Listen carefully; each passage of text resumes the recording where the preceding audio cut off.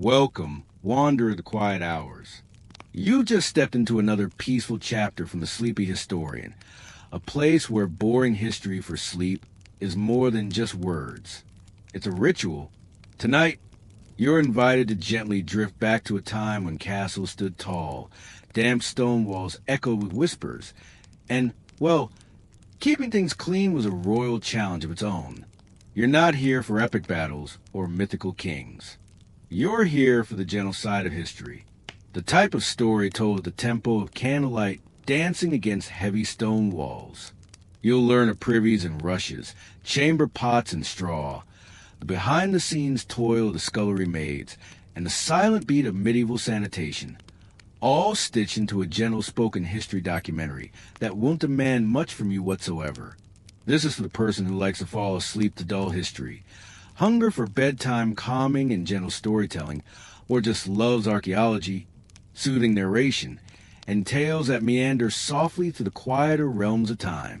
If you're listening in a snug bed, far-off couch, or somewhere between the wake and dream world, you're invited. And if this type of soothing bedtime story keeps you at ease, by all means like the video and subscribe. But only if it really calms you down. Let me know in comments where you're listening from and what time it is. It feels strangely reassuring to know who else is out there, drifting off to sleep to these same old stories. So put out the lights, let the dust of history settle, and let's start this history sleep story the only way we know how, slowly, quietly, and with a whispered curiosity. Imagine waking up in the stone womb of a medieval castle, far in advance of the sun spilling golden light on the battlements. It is early, not early for you necessarily, but early according to the natural pace of the medieval day, when the rooster crowing could as well be a sacred bell. A day starts not with the warmth of a hot shower, nor the whistling of a boiling kettle, but with a creaking groan of wooden shutters forced open to admit the thin, chill air of morning. The walls that stand about you are rough and uneven to the touch. They are cool. They offer little insulation. They offer no comfort. But to the people who lived inside, they were protection from wind, from wolves, from war. You sleep on a mattress stuffed with straw, perhaps one that has been occupied season after season, and whose ticking has soaked up the smell of candle wax, dust, and damp wool. There isn't glass in the windows, only oil parchment or wood slats. The air is filled with the damp smell of earth, wool, unclean stone, and ancient rushes. Life in the castle starts early before the sun. In the kitchens, the scullery maid is already up. She is the first awake. Her task, among others, is to sweep the flagstone floors with a bundle of dried herbs wrapped with twine, not for cleanliness, per se, but to cover odors that naturally grow in a space with fire, flesh, and lots of people. There is no running water. The water for washing, if there's washing today, has to be fetched by a bucket from a well in the courtyard or brought from a stream at the castle does not have a private source. The buckets are heavy, cold, and clumsy. They spill their muddy contents on the rushes scattered over the floor, a crude kind of carpeting made of dried marsh grasses. These rushes do not get exchanged very often, though herbs are spread over them to impart perfume and repel pests. The chamber pots, which are partly ceramic, partly wood or tin, are removed carefully in the morning. If you are a lord, your waste will be flushed out by a servant directly into the castle garderobe, essentially a vertical pipe cut into the stone walls that open into the outside, often over a pit or the moat below. If you were a servant, you might just haul it down the spiral stone stairs and dump the contents onto the dung pile. Yes, the castle boasts a dung heap. It is not discreet. It is not cleaned. It is part of life. A rotting heap of filth and decay, always there, sometimes misting in the early morning cold. It stands somewhere behind the kitchens, perhaps the stables, where it won't insult the sensibilities of those who are important. And yet, the day's rhythm continues. A chef stirs a huge pot suspended over the fire in the kitchen, with a spoon that has not received soap, but has been scrubbed with a rag. Soap, in fact, is a luxury, ashes and animal fat combined, and reserved for special occasions or those that are particular enough about actually being clean. A castle is not filth. Exactly. It is layered. Layered with the smell of humans living too close to each other for too long. Layered with soot, with sweat, with the quiet dignity of routine. You'll hear footsteps overhead. Not the delicate patter of slippers, but the heavy wooden soles of clogs or boots. A stable boy carries straw. The laundress proceeds with her bundle towards the icy stream, hoping that it has not come back overnight. There are no toilets. There is no soap at the tap. But there is order. There is rhythm. There is something profoundly reassuring about the knowledge that every individual rises and comes back to the same tasks as the day before, to sweep, to scrub, to boil, to haul. These tiny tasks, done over and over again, make up the castle's rhythm. You can picture that castles only smelled of roasting meat or beeswax, but that is a myth perpetrated by Noses Modern. A medieval castle smelled like what was a building of stone, sweat, ash, dampness, and rot. But within that was warmth. There was fire that crackled over hearths. Bread rose slowly by embers. The thyme and lavender scent lingered lightly on the rushes underfoot. And thus the castle stirs. Steadily, slowly, with the muffled rustle of woolly clothes and the grating of boots on rock. Nobody hastens. Nobody rushes. The tempo of their existence was unbroken, regular, and in its own quiet way, lovely. Let us now flow on into the more leisurely rhythms of the day. Morning has come. The castle is softly alive, with quiet footsteps on stone stairways, the rustle of kindling and fires, and the ring of iron pots being washed, not with soap and sponge, but with ashes and sand. Yes, this was how things became clean. Ash from the hearth, ever so slightly gritty, ever so slightly greasy, would be scrubbed over cooking pots, wooden bowls, even dinner knives, diluted with a splash of water. It made into a rough but surprisingly good paste. And if you had the patience and the cloth and the time, it worked. Eventually, this was cleanliness by effort, by work, not by shine. In the main hall, where the lord and lady will later sit to eat, servants are already at work. Before the food is even brought out, the floor has to be swept, and the rushes, those piled reeds heavy with dust and crumbs of last night's dinner, are delicately raked and smoothed. Not new ones, of course. That is done, perhaps, only once or twice a year. Instead, they're scattered over the ancient rushes fresh herbs to sweet the air. Lavender available, or mint, or even rosemary. They serve a practical and spiritual purpose, to keep vermin at bay and, some think, evil spirits as well. Curtains, if present, are never washed. Fabric was a luxury. It was not going to be thrown carelessly into water and soap. It was shaken out, aired, or left alone. There was a smell of smoke, always smoke, on every strand. From fire, from candles, from breath on a cold morning. Outside, a waste-filled bucket is tipped into the midden heap. The heap hisses in chill air, full of unseen processes, lightly steaming. It's not disgusting, not to them. It's ordinary. It's inevitable. And it's far enough from the well that they don't let themselves worry too much about the drain-off. The laundress starts work. And this, dear listener, was one of the few genuine acts of actual washing in the medieval era. A weighty responsibility. Linens, not outer garments, which were seldom washed, but the undergarments and bed linens were carried to the river or well. They were saturated in a solution of lye and water, scrubbed on stones, rinsed, and allowed to dry. It was work that broke your back. Your hands raw, your back aching. Yet it brought the closest thing to freshness that castle life could offer. And yet, you'd rarely smell like roses. Clean was relative. Clean was aspirational. Even the nobleman's bathtub, which was a giant wooden or copper container, draped in a cloth usually, was never filled. The water was heated by hand, poured in buckets, and protected from cold. The whole operation could take hours, and was reserved for special occasions or dignified visitors. It was usually scented with herbs and oils, not for cleanliness, but for relaxation or ceremonial purposes. As the sun rises higher, you start to hear the comforting sounds of upkeep.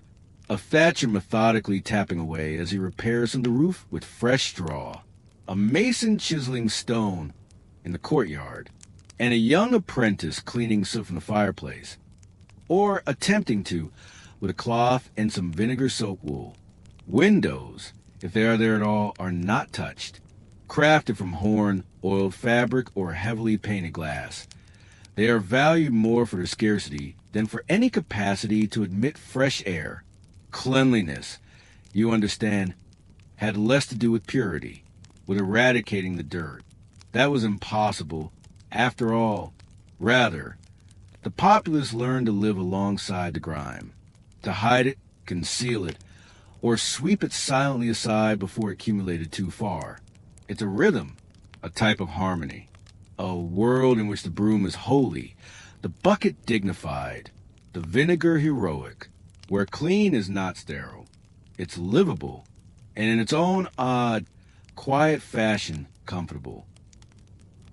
As the day settles into its peaceful cadence, we now approach the forgotten laborers, the individuals who maintain the castle habitable not by valor or by command, but by the quiet, persistent labor of cleaning, keeping, and sometimes running off rats.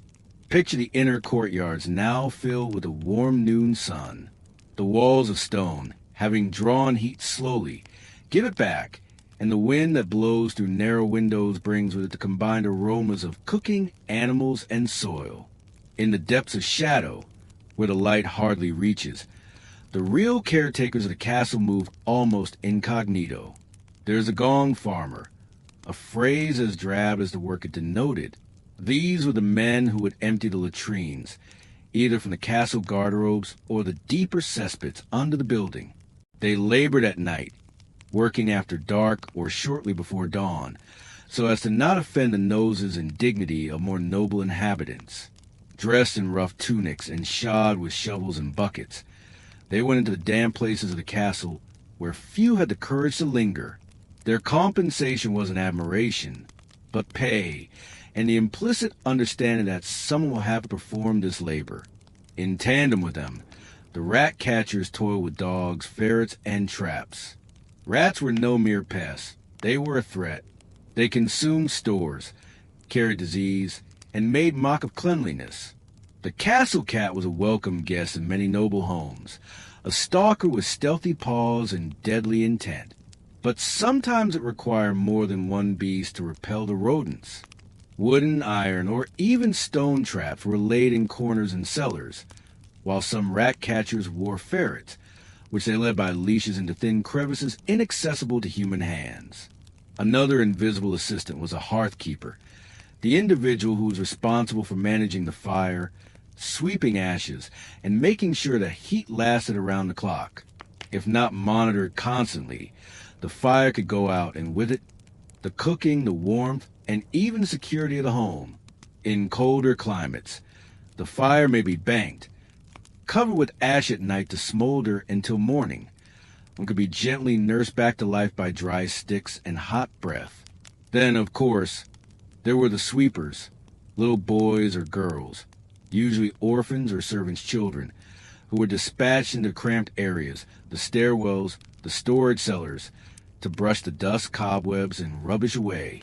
Their equipment was crude, a thicket of twigs, a piece of cloth, a keen eye. Their reward? A crust of bread, if at all, or merely the promise of regular employment. Above them all, keeping the symphony of this constant maintenance running, was the steward or housekeeper. These individuals were more powerful than might be guessed, particularly in large castles. They distributed supplies, coordinated laundry, controlled repairs, and monitored servant shifts. Their accounts, if maintained at all, were rudimentary ledgers or verbal instructions, but they accounted for an entire hidden economy who received new rushes, who would scrub the outer wall, who might enter the soul of the Lord. And the tidying up went beyond the body. Reputation had to be guarded as well. There were regulations regarding appearances. A tidy tunic at mealtime, shoes cleaned to mire, hands washed at the wash basin before praying. Water was valuable, so was dignity. These were not noble people. Their names are seldom noted, but their labor, unending and unsung, created the nobility of the castle. Without them, the tapestries would mildew, the tables would decay, and the rats would own the banquet. They were the quiet beat under the deafening din of feasts and pomp, and in their quiet toil there was order, even beauty.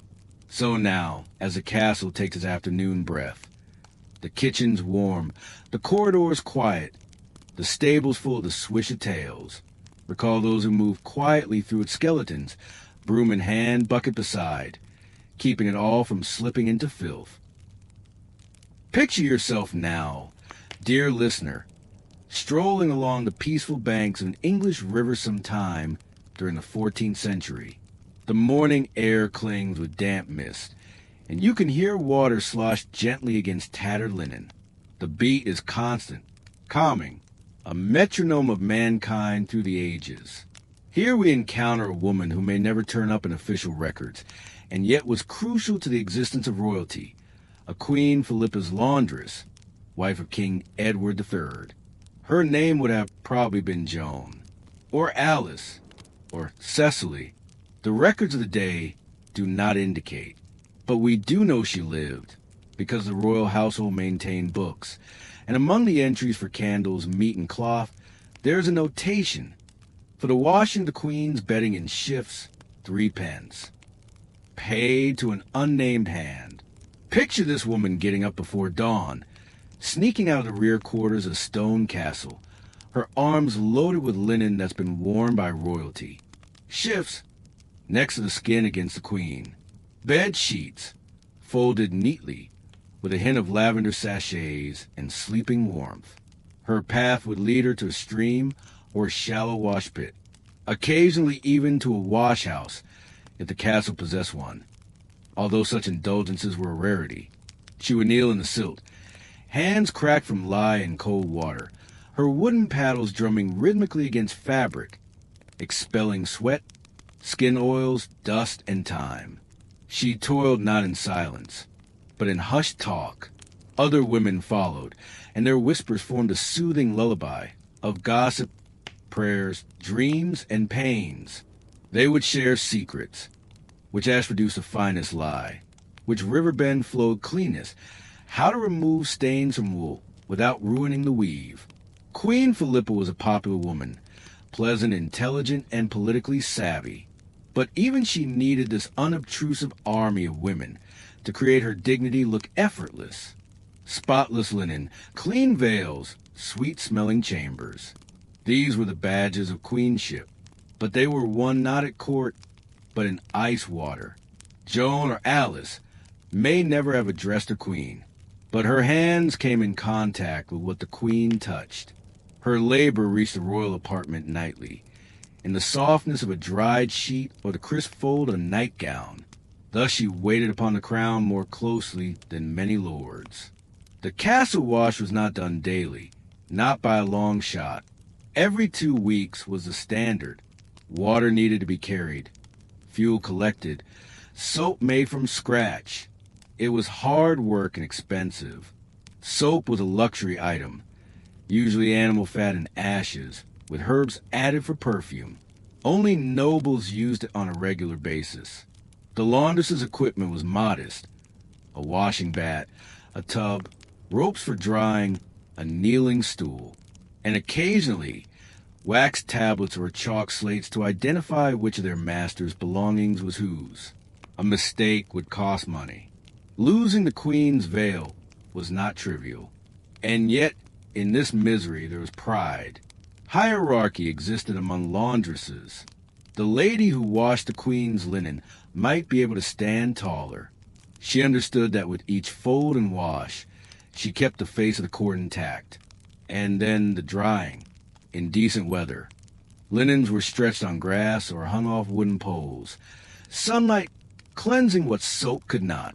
In bad weather, drying occurred indoors, slower, staler, and sometimes things were sprinkled with herbs or gently ironed with heated stones to remove wrinkles and odors. This was a cycle. Rinse, beat, rinse again, dry, fold, repeat. A cycle older than memory. And now, as you breathe, as your breath comes slower and your thoughts drift to a gentler beat, consider this laundress, not a warrior, not a noble, but a woman whose work stayed with the queens in their chambers. Her tale, as the linen she washed, has been folded and set aside.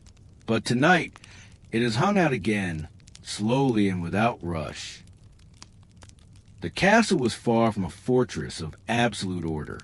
In spite of everything, errors were made, and one of the more intriguing items in the household account of Queen Philippa's court suggests a minor disturbance that once caused ripples in the peaceful routines of royal existence.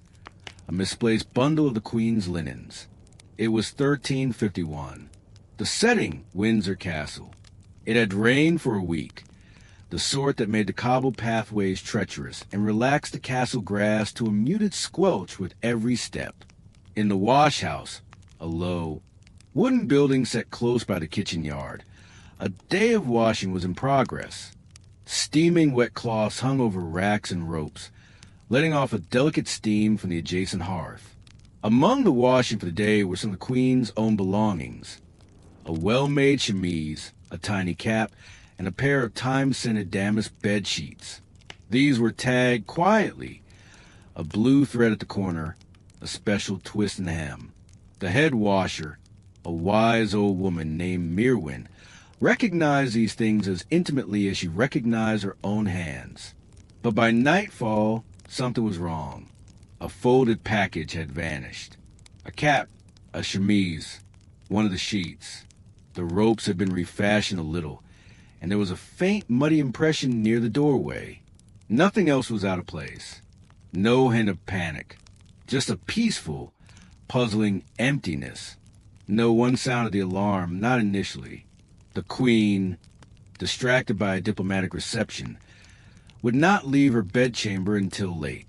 Mirwin, however, backtracked, interrogated her servants in low voices, and looked behind barrels and under benches with growing urgency. By morning, the package had not shown up yet. The Queen's maid saw first, then her chamberlain, and then a murmur of whispers began. Not whispers of treason or thievery, but of embarrassment. Were the linens lost? Stolen? Forgotten in the wash house? The Queen didn't say much, but what she did say was heavy with meaning. Mirwin was summoned before the steward, not chastised, but interrogated. She gave low, firm answers. She had hung the things. She had seen them. And now they were just vanished. Some days later, a kitchen boy named Tom happened upon the missing package. It had been stuck behind a cart, half covered in a tattered cloak, damp and a little muddy, but unbroken. The explanation was never substantiated, but it was presumed that a delivery boy, dispatched to gather kindling, had mistaken the linens for his master's clean rags and made off with them without looking for marks. By the time he knew what he had done, he had panicked and hidden them away. No one was disciplined, except maybe for some biting words and loss of salary. But the moment was lingered. For an instant, the Queen's intimate realm had touched the boundary of chaos. And within that interval, individuals stood still to realize how even the most ordinary things, a sheet, a cap, could be pivotal to the delicate texture of royal dignity. Then Mirwin watched more closely. The ropes were tagged. The bundle stamped not only in color, but with wax seals. The Queen never mentioned the event afterward, but she did, some averred, Stark preferred linen scented with lavender over time, a minor change, perhaps born from a recollection she didn't want to revisit. It's simple to overlook how much the royal court relied on the habits of common people. Their toil, their focus, their rituals. This fleeting minute of interruption serves as a reminder that even in a world of ceremony and largesse, something as mundane as a spotless shift can become a hallmark of serenity or its opposite. And so this evening, as you sleep in your own bed, remember the silent line of hands that has so touched every sheet in history. The washer, folder, carrier, arranger, each a part of a slumber long lost, but once loved. As twilight descended upon the outer walls of royal castles, the world backstage set itself up for the silence of night. While nobles ate and pages hastened with goblets and platters, the other form of ceremony was taking place in the back rooms, not with trumpets or robes, but with steaming water and rosemary's sweet scent. In certain royal courts, the washing of clothes was more than a requirement. It was, in its own unobtrusive manner, a ritual. For hygiene, yes, but also for symbolism, dignity, and, strangely enough, diplomacy. In the King Charles VI of France's court, it was not rare for foreign nobles who made a visit to remark about the fineness of the Queen's linen, its whiteness and its perfume. Indeed, one of the chroniclers recorded that on one such visit by the Burgundian dukes, one of the guests confused a queen's hand towel with decorative silk. Such compliments were not offered in jest. Behind such a compliment stood hours of industrious work. Linen to the royal family was not just utilitarian. It was status, a white, soft emblem of wealth, purity, and tidiness. To get this whiteness, laundresses use a combination of techniques. One of the more highly esteemed was the practice of bucking, to soak fabric in a powerful alkaline solution derived from wood ash and rainwater, sometimes combined with soapwort or fern root for enhanced effect. The linens were then beaten, washed, and spread under the sun, with chalky soil occasionally sprinkled over them to bring out stains. This wasn't done in a rush. Indeed, the castle had bucking days, usually the same day every month, precisely scheduled around other court functions. The laundresses would come together in pairs and threes, singing quietly as they worked. Bucking was an all-day job, maybe two, but by its conclusion, the castle would be full of that quiet smell of clean water and dried clothing, one that marked a change of time. For some special events, a royal birth, a feast day, or the visit of foreign dignitaries, the linens received special attention. Water was scented with dried herbs, such as meadowsweet or mint. Fringes were brushed, embroidered edges inspected for loose threads. Ironing, when it was done, was ironing with heated stones covered in cloth, smoothing over the dampened fabric. This was a ritual unlike meditation, slow, deliberate, and full of awe, and still, nobody applauded the laundress. She got no garland, no coin flung in triumph, but her labor seemed everywhere. In the queen's neat sleeve, in the launder handkerchief being handed out at court, in the crisp bed that enveloped a fatigued monarch after a long council. Thus, the royal laundresses exercised a curious sort of invisible power, visible only in its absence. One unwashed sheet might cause embarrassment. A poorly folded veil might spoil an entrance. And so they labored not for cheers, but to create the illusion that everything was in immaculate order. It was remarked in one English home that clean linen is the armor of peace, and maybe it is so. In a world where politics bellowed and borders shifted with the wind, there was something comforting in the reliability of white sheets, neatly folded, stored with care. And so we depart this moment not in grandeur, but in quiet, with the rhythmic stroke of a drying cloth, the gentle thud of a soap stone, the soft creak of a line pulled tight, and a woman humming softly to herself as the castle walls drift off to sleep.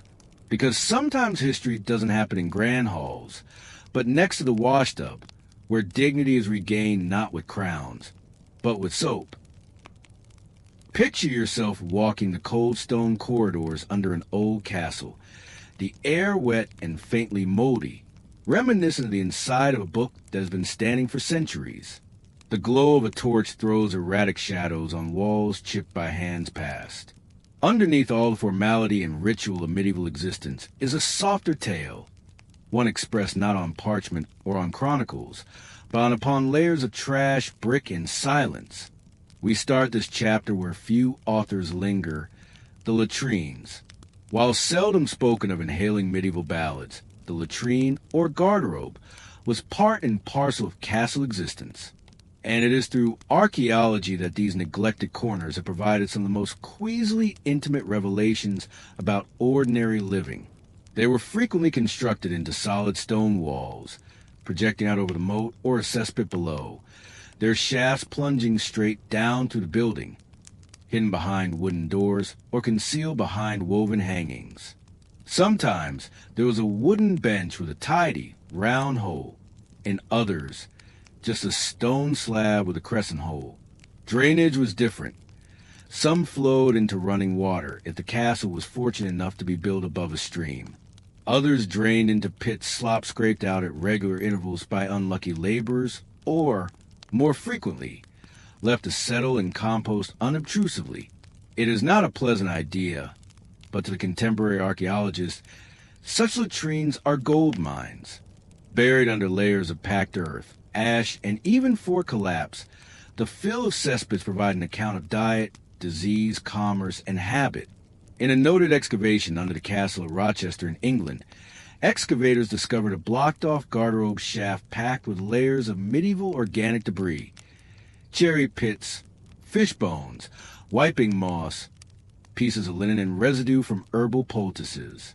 Even a twisted spoon was present, perhaps lost by a sloppy hand, or stashed in the cloth that went down the shaft. During another dig at Peveril Castle, archaeologists found a louse comb hidden under an old garderobe. Small, finely toothed combs like these, commonly fashioned from bone or wood, were employed for life's removal from hair and garments, a constant irritation of medieval existence. Their location indicated not only utilization, but dumping, a subdued acceptance of infestation, followed by the relief of rid of throwing the little things away. Notably, a few of the castles contained garderobe towers, multi-story buildings strictly for latrines. The Bodiam Castle in Sussex had one such system. The openings within were stacked up vertically on top of each other, in slot-like fashion in a beehive, and every level had its own wooden seat, forming a kind of vertical system for waste. One can only imagine the clamor or the silence, depending on the time of day. The cultural aspect of cleanliness is manifest here in unexpected ways. For instance, rags and moss were not the sole wiping cloths. Imported wool rubbish or fragments of linen were used in rich households. Shards of broken pottery smoothed on one side were used in some areas, and yet others of traces of heather, straw, or even little sticks with bark removed. Aside from the physical aspects, latrines speak of the manners of space. In castles they were personal but not private. Guards and nobles could be housed in the same tower, visiting the garderobe at fixed times. Others were even adorned with carvings or painted ceilings, possibly to divert attention from the draught and odor. In a Scottish castle, there are the faint remains of red ochre paint on a latrine ceiling. Swirly loops, a playful flourish in an otherwise humble space. So much of Middle Eastern cleanliness wasn't perfection. Rhythm.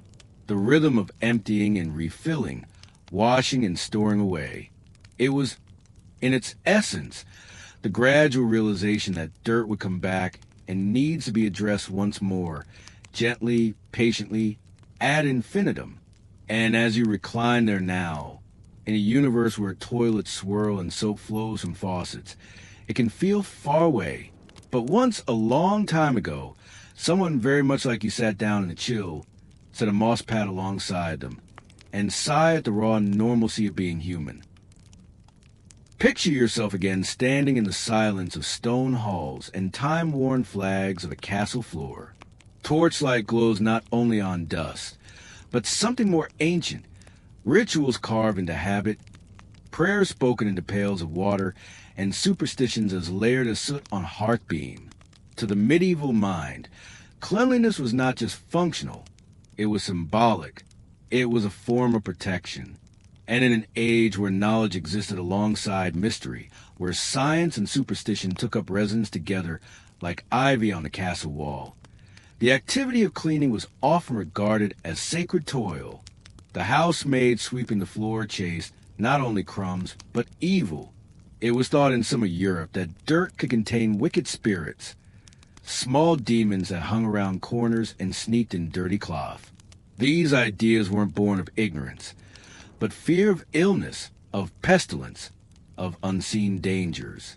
People responded with quiet rituals, not great dramatic exorcisms, but small repeated acts of protection. In some castles, especially in Germanic countries, it was customary to sweep thresholds and corners with a mixture of dried mugwort and salt during monthly cleaning. Salt was cleansing, mugwort safe. The scent was earthy, nearly peppery, and hung unobtrusively for hours after the floors had been swept clean. It wasn't done with pomp and ceremony, but quietly done, an invisible armor against bad luck. Even cleaning tools carried secret meanings. The broom, for instance, was sometimes kept bristle up in castle homes, not for tidiness, but to keep malicious sprits away that were supposed to move about on the ground. In Ireland and some regions in Scotland, one would typically inscribe a small chalk circle underneath a wash basin to capture gremlins thought to interfere with freshly laundered clothes and wet floors. In aristocratic homes, rituals became woven into the fabric of the seasons.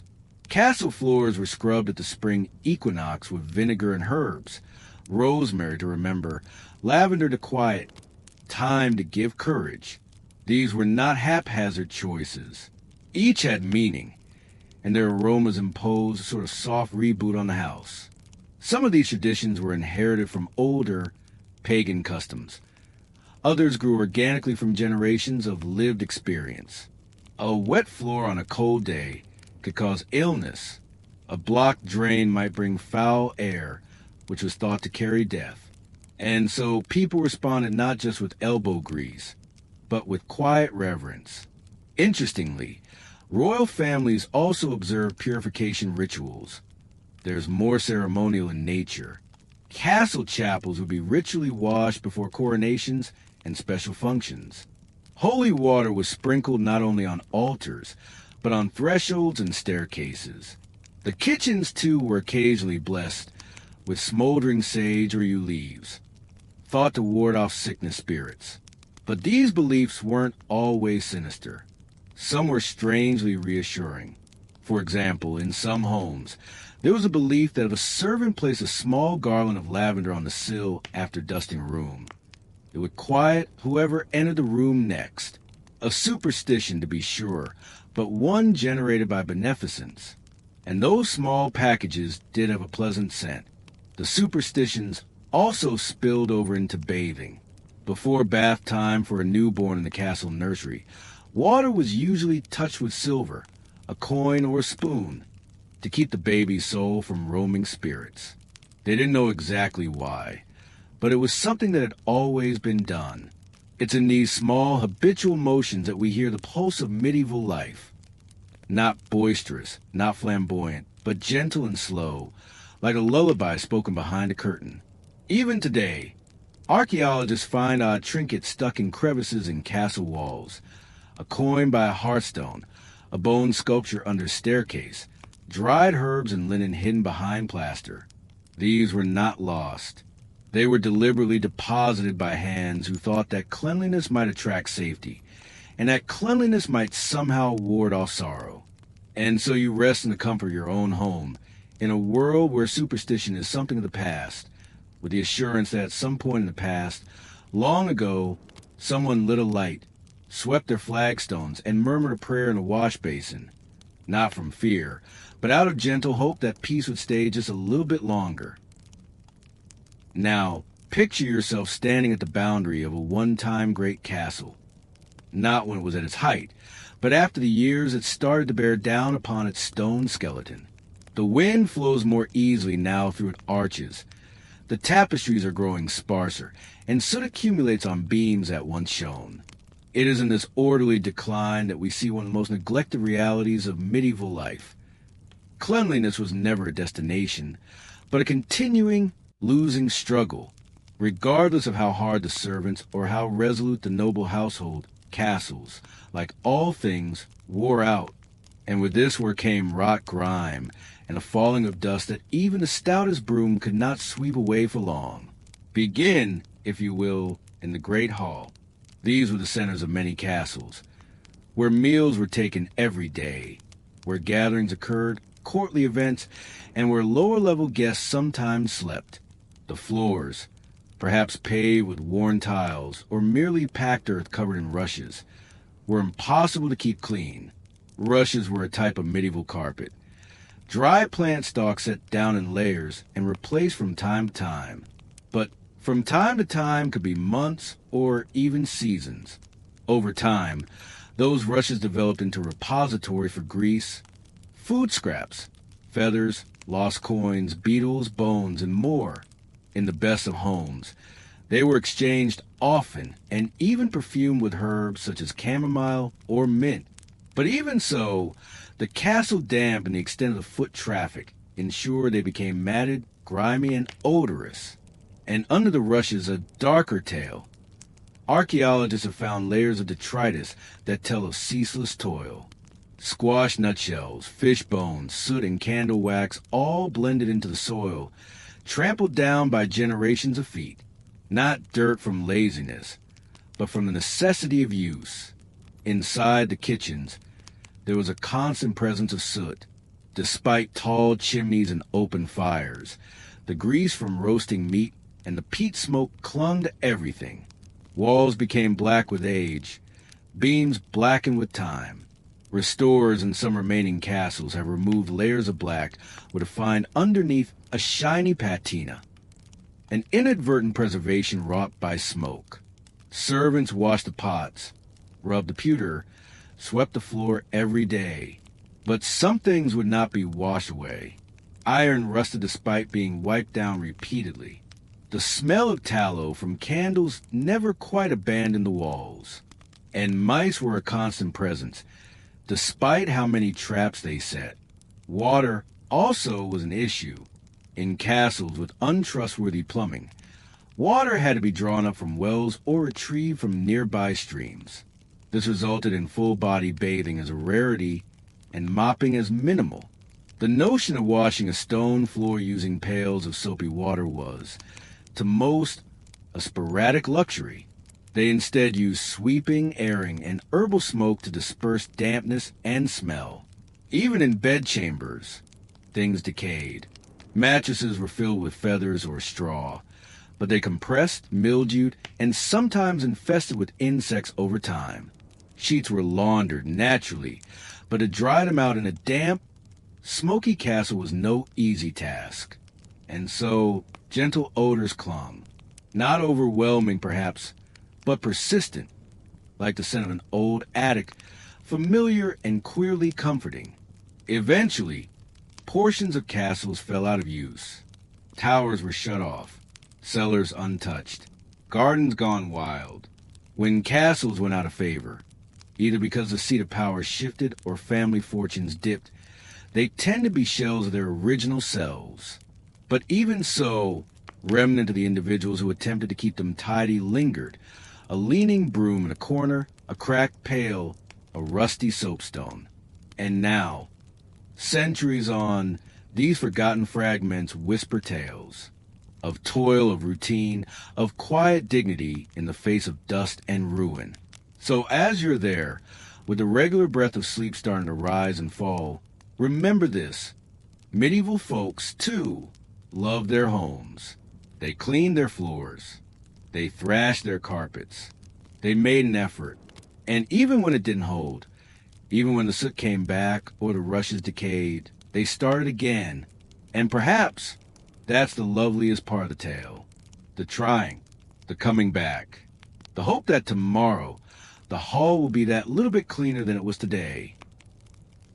Now, If you please, move your imagination upward, away from the clang of buckets and frayed broom bristles, and into the lofty towers and rooms where great lords and ladies slept in feather-filled beds, bathed in perfumed waters, and wore linen that rustled with each movement.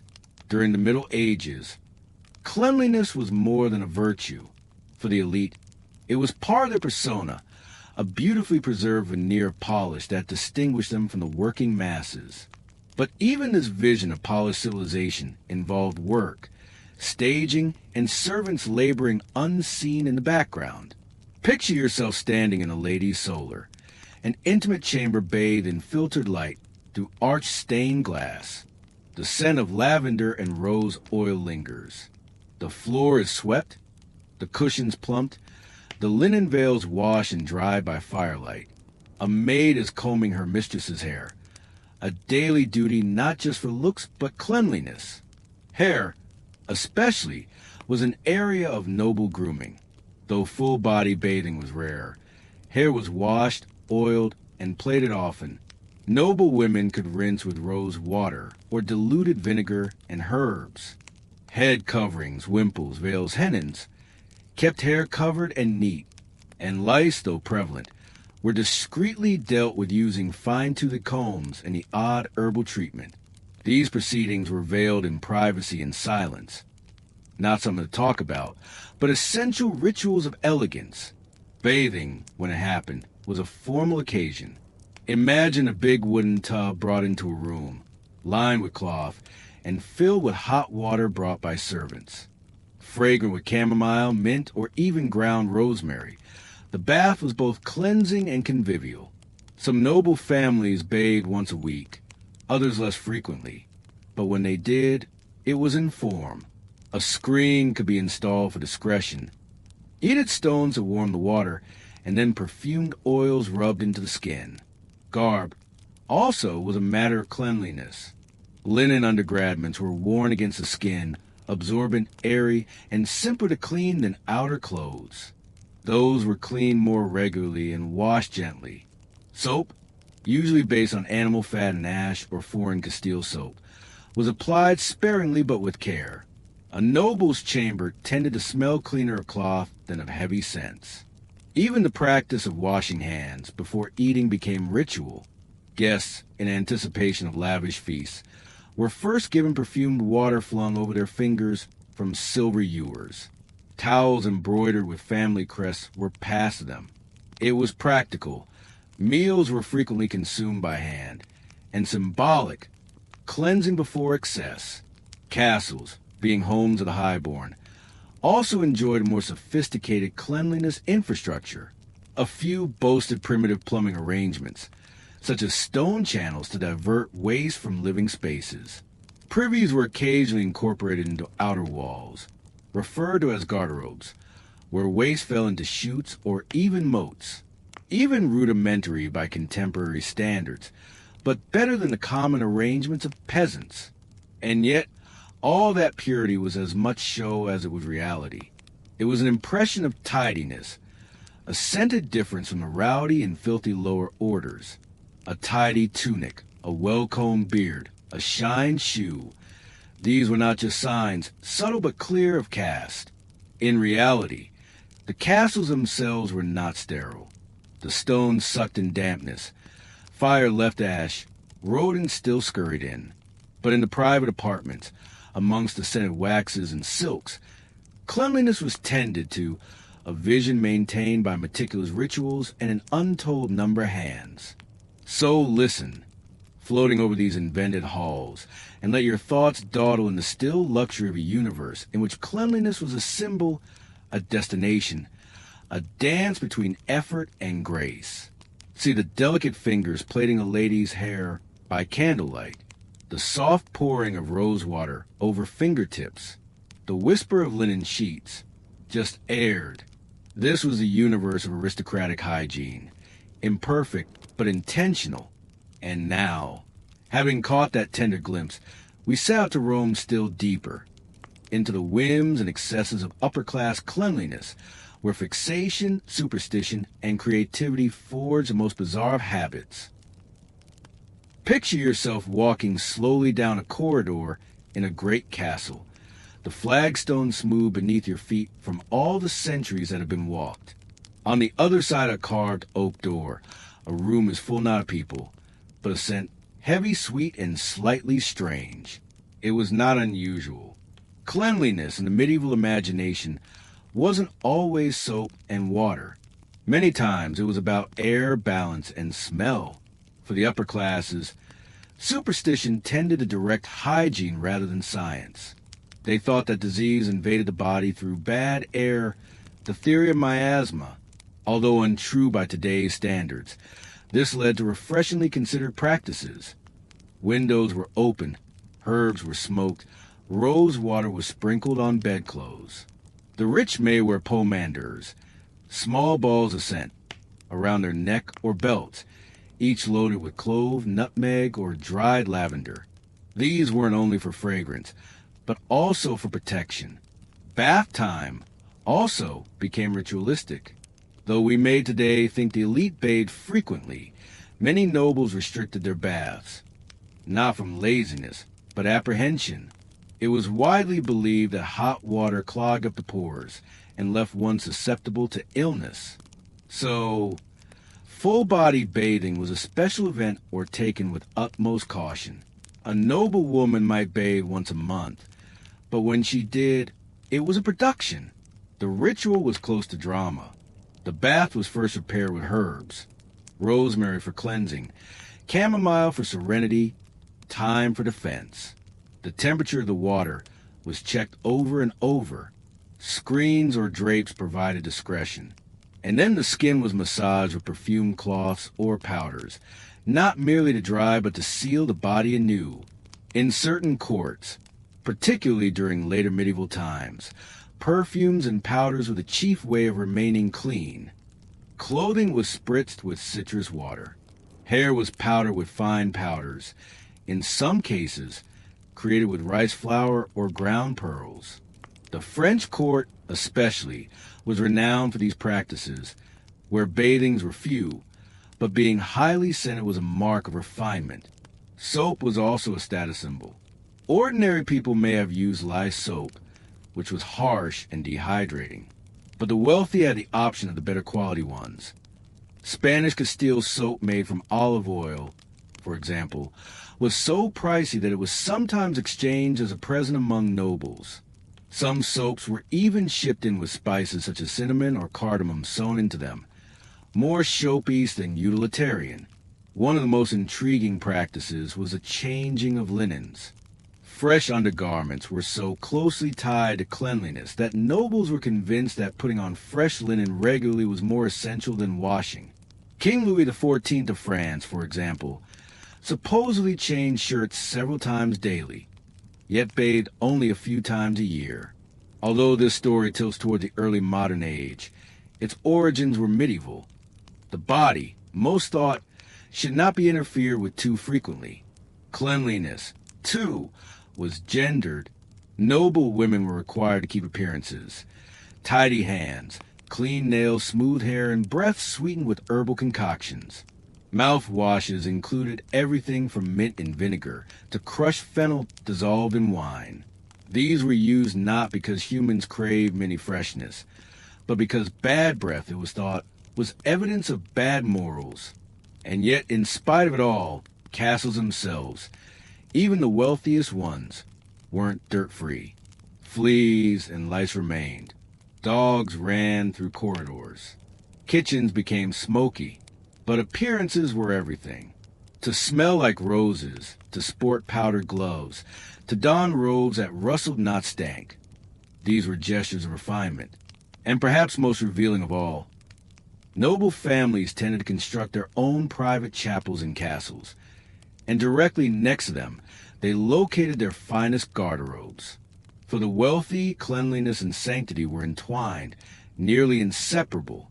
To purify the body, to scent the air, to wear white, all were actions that suggested purity of the soul. And so you sleep? Imagine those curious and beautiful vignettes. A woman sprinkling lavender on her bed at night, a lord bathing his fingers in orange water, the sparkle of candlelight off Glaber's wooden tubs filled once a month. Their customs were alien, their opinions frequently bizarre. Yet at its core was something eternal, the need to feel washed, freshened, and accorded respect. Picture, then, a great hall, light filters into stained glass, casting colored blotches over a wax floor. All is perfect, from hangings on the walls to the smell of wood smoke spice. Yet, even here is something else. Something still, dust in corners. Pools of candle wax along the foot of an ornate column, a mouse rustling just out of sight, and in the stone over the fireplace, a hairline fracture. Medieval nobility, despite their ceremony and means, could never completely be separated from a natural world. Their castles were grand buildings, rebellious to wind and rain, but they were not impervious to time, to decay, to persistent recurrence of mess. Cleanliness for them was more about appearance than reality. A show, a expectation, a barrier. Consider, for instance, the royal beds, silk-covered, fur-covered, feather-stuffed. The beds were replete with mites and lice, regardless of how frequently the sheets were washed and aired. The cold, damp stone walls, however lovely, were not comfortable. Fireplaces mitigated, but soot and smoke stained ceilings and yellowed embroidered drapery. The upper class deployed armies of servants to fight this silent chaos. Chambermaids cleaned constantly. Linen was laundered. Rushes were changed. Herbs were incinerated to purge the air. But in reality, the fight was never victorious, merely postponed. Every surface accumulated the past. Every corner recalled what it was supposed to forget. And so, in some way, the rituals of noble cleanliness were not about controlling dirt itself, but about controlling perception. If you wore scented gloves, perhaps no one would see the faint mildew creeping up the baseboards. If you had your beard oiled and trimmed, perhaps no one would suspect that your bath was almost a month overdue. Even in death, things were important. Barbarian corpses bathed, scented, attired in the finest clothes, and paraded around for days, even as the air gave away their stillness. Some were embalmed with spices and alcohol. Others set into stone coffins with herbs nested within. But death leveled the playing field. Sooner or later, the scented glove would fall off. The silk curtain would droop. The castle walls would buckle and break. Think of kings' and queens' tombs, engraved with such tender care, their faces peaceful, their hands clasped in prayer. But down below the stone, rot hissed its secret. Their bodies, once washed and perfumed, grew like those of peasants they ruled over. Time reclaimed what was due to it. However many layers of lavender or layers of linen blocked its path. And yet, there is something tranquil in that, something earthy. Even in their ceremonies, their perfumes, their rituals, they were nothing more than human beings.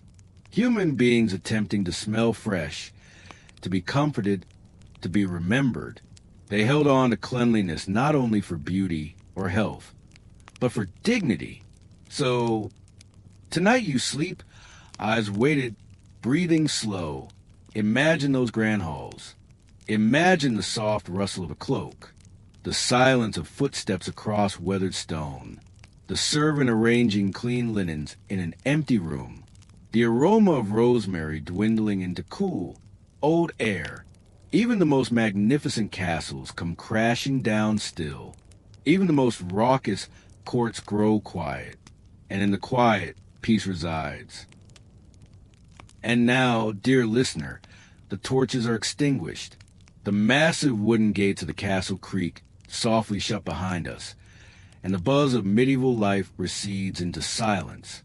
The clanging of boots upon flagstone, the gentle splash of water drawn for a bath, the rustle of the lady's dress passing to the lavender-perfumed air, all of it dissolves into memory.